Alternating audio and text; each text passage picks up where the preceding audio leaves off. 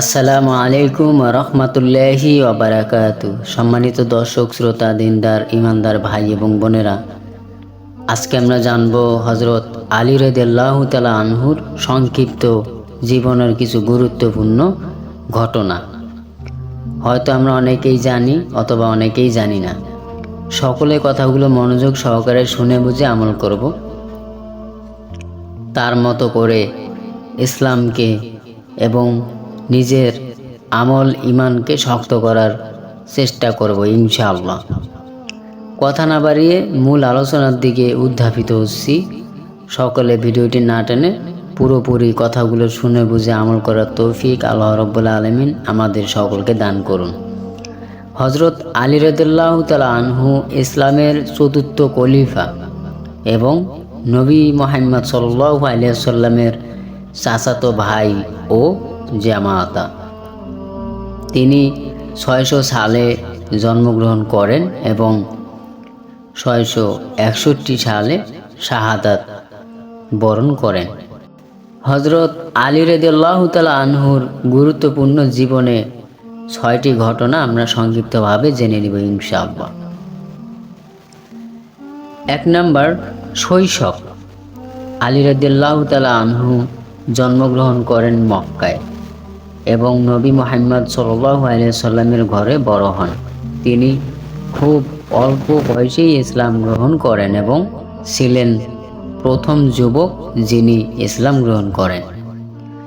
2 নম্বর, হিজরত। মদিনায় হিজরত করার পর নবী সাল্লাল্লাহু আলাইহি ওয়াসাল্লামের সাথে ইসলামের প্রচারে গুরুত্বপূর্ণ ভূমিকা পালন করেন। 3 নম্বর, বদর যুদ্ধে অংশগ্রহণ করা। তিনি বদর যুদ্ধে সাহসিকতার জন্য খ্যাতিমান হন এবং মুসলিম বাহিনীর অন্যতম প্রধান যোদ্ধা ছিলেন।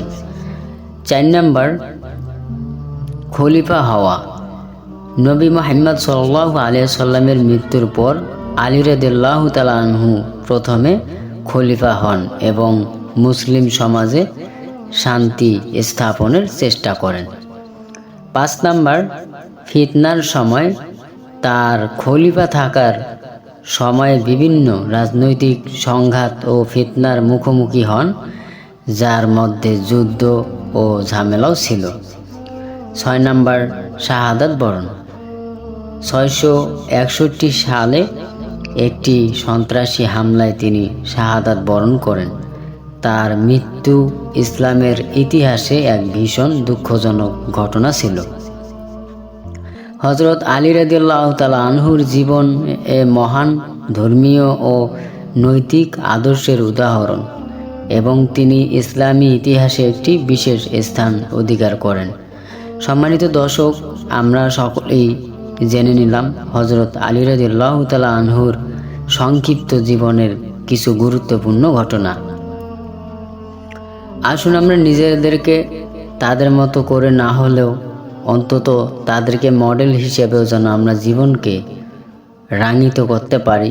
তাদের রঙে তাদেরকে আমরা আইডল হিসাবে মেনে তাদের মতো করে ইসলাম প্রেম অন্তরের মধ্যে ধারণ করতে পারি, সেই চেষ্টা এবং ফিকির আমরা সকলেই আল্লাহ রাব্বুল আলামিনের দরবার থেকে কামনা করব।